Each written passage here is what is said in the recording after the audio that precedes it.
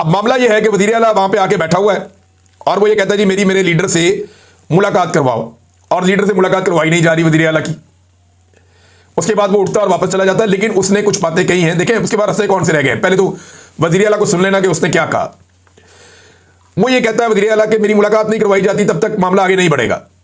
अगर अदालतें इसी तरह काम करती हैं तो फिर अवाम का अदलिया पर एतमाद कैसे बहाल रहेगा। जब तक इमरान खान से मुलाकात नहीं करवाई जाती मैं किसी मीटिंग में शिरकत नहीं करूंगा और ना ही काबीना तश्कील दूंगा। मैं धरना जारी रखूंगा और अगली बार सबको पता चलेगा कि असल धरना किसे कहते हैं। अगर अदालतें अवाम की आवाज नहीं सुन रही तो अब फैसला अवाम ही करेगी। लेकिन दो रास्ते हैं अब सुहेल अफरीदी के पास इमरान खान से मुलाकात करने के लिए, क्योंकि एस्टेब्लिशमेंट ये चाहती है कि हमारे दरवाजे पे आओ, हम करवाते हैं मुलाकात। ये जज क्या बेचते हैं, जजों की क्या औकात है। जज अगर आपको फैसला लिखकर भी देंगे तो हम पुलिस के जरिए से आपकी मुलाकात रुकवा देंगे, और अगर पुलिस आपको रास्ता भी दे देगी तो हम जेल में आपकी मुलाकात होने नहीं देंगे। तो एस्टेब्लिशमेंट की ये ख्वाहिश है कि अगर मुलाकात करनी है जिसने भी, वो पहले हमारे पास आए, हमसे बात करे, फिर हम बताते हैं कि इमरान खान से जाकर क्या बात करनी है, फिर जाके मुलाकात कर लें।